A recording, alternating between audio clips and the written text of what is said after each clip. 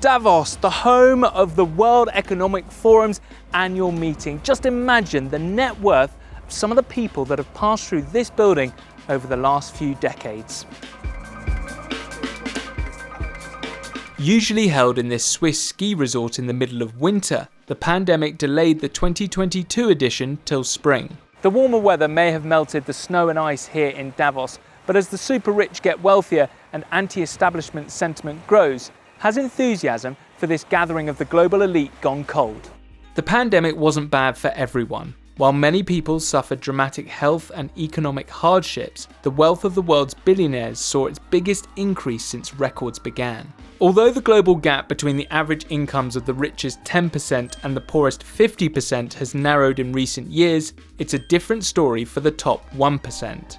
Since 1995, average wealth has grown at 3.2% per year. But the richest individuals on Earth grew their wealth at an average of 6 to 9% per year. A separate report found that the world's 2,755 billionaires added $5 trillion to their cumulative wealth in 2021. In the same year, the world's 10 richest people added more than $400 billion to their fortunes, with Tesla and SpaceX CEO Elon Musk gaining $121 billion. Which brings us back to Davos, where many of the world's richest and most powerful people, the majority of whom are men, convene for a week-long get-together. Even before the pandemic, the event drew protesters campaigning for social justice and climate action. One of those protesters many years ago was Philip Wilhelm. These days, however, he's the town's mayor. How important is the World Economic Forum's yearly meeting to Davos? I mean, it's really important in the sense of name recognition for our Alpine city here. A lot of people know the name Davos because of this event we have here. And then there's also, in an economical part of view, it is important because there's a lot of work for this whole redesign of the Davos promenade. And of course, the overstays and so on, they generate a lot of income for local people as well. Before the pandemic, some of the businesses in Davos made about 40% of their annual income during the conference. It's estimated that the WEF meeting brings in between 50 and 60 million euros to the local economy. You yourself used to protest against the World Economic Forum, or at least parts of it, during the annual meeting. Why? When I grew up, I kind of got in touch with this, with the issues which were discussed here. The distribution of power, of money, of wealth as well, and also the climate situation. So are the people at the World Economic Forum worried about the event's detractors? If so, what are they doing about it? I visited the organisation's headquarters in Geneva a week before their big return to the mountains to find out. The pandemic has shown that the existing inequality in societies had now started showing its fractures, and that is also exactly why we need to double down on these efforts and ensure that the leaders are building the alliances, the partnerships to make change move much faster than it has so far. Sadia Zahidi is a managing director at the World Economic Forum. She heads up the programming group that puts together the annual event in Davos. How much real change actually happens in these meetings? So the forum's work is ongoing. The meeting is one marker in time. What we've been doing over the last 2.5 years, while it hasn't been visible through a particular meeting, is a set of work that is trying to make a dent on inequality and at the same time also make changes towards addressing one of the biggest existential risks we all face, which is climate change. Has the rising economic inequality between the super rich and everyone else become a bit of a problem for the World Economic Forum and the annual meeting?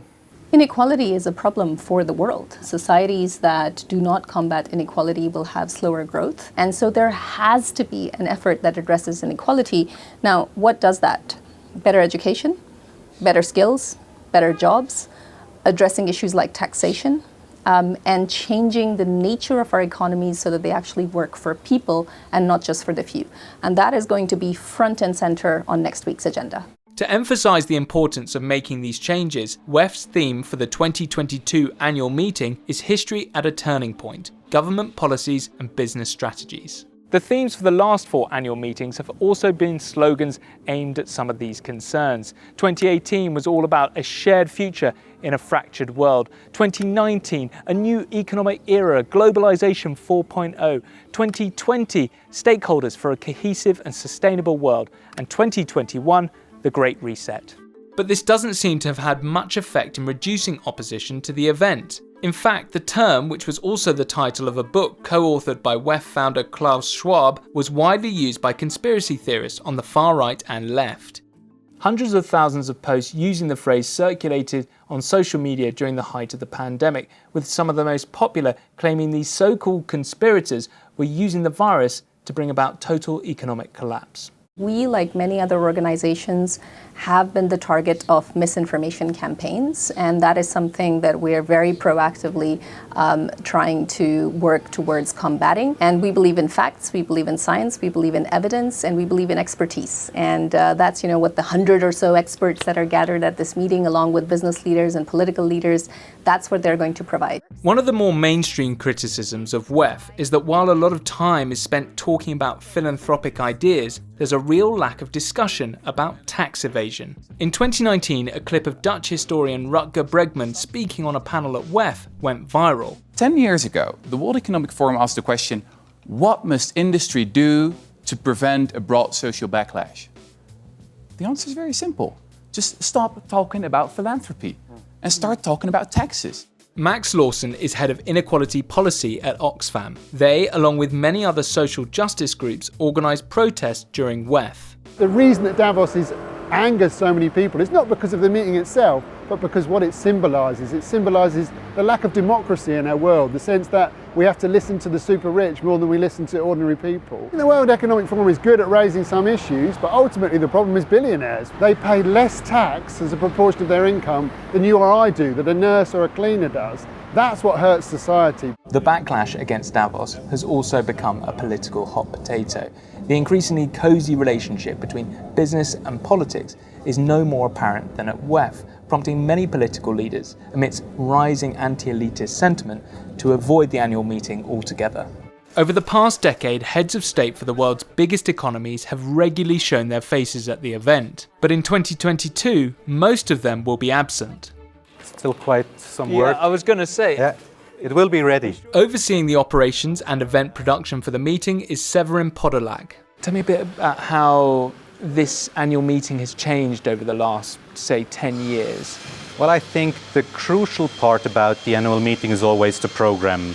The frame is more or less equal every year, but then of course depending on which constituents are more present, you have to change slightly the operations. And this year we have over 2,200 participants. It's quite a complex planning, it's like a mosaic. Overall at the moment we have roughly 1,500 people involved in the setup or then in the operations. So this is Olympic-sized pool. So it's all underneath? And we cover it, yes. Wow. They're the divers going down, and then those are the foundations coming. Yes. Unbelievable. How long does that take? We just took it over end last week. Just started last week? Yes. Wow. Business leaders wanting to participate in WEF pay between $60,000 and $600,000, while everyone else, including heads of state, media, celebrities, and civil society leaders, get free entry. But despite the noble goals of the main event, a lot of the action takes place on the sidelines, whether it be lucrative business deals, networking, or company-sponsored events. These side events, they kind of come with the success of the forum itself. So a lot of people find it interesting to be here during that week. We know that the forum itself is not overfunded with these side events. It's actually not possible for us to kind of prevent that from happening. We are exploring to regulate these buildings for the side events. So all these buildings have to use renewable energy for heating. But for the World Economic Forum, their focus is firmly on the global strategies that this year's theme is aiming to address. How do you build the markets of tomorrow? Where should investment go so that we don't just have an economic recovery, but we actually get to the kind of inclusive and sustainable growth that we need? This meeting provides us a milestone, a point of connection for people to be able to learn from each other, but it's not the beginning and it's not the end.